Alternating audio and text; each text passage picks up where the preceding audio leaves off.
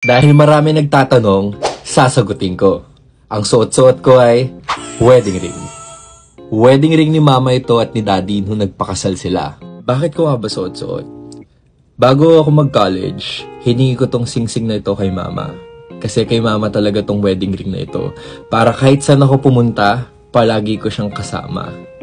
Pangalawa, sa mismong singsing na to, naka-engrave yung dates ng 6/18. Ito yung araw ng birthday ko. Ito rin yung araw ng kasal nila mama at papa. Pangatlo, may tatlong 3 dots. It symbolizes ako, si kuya, si ate. At huli, kung bakit ko siya palaging sinusuot, simple lang, dahil someday, ibibigay ko to sa taong pakakasalan ko. At kaya habang nananatili to sa leg ko, ibig sabihin nun single ako. At patuloy ko pa rin siyang hinahanap. Tara, ayos ko.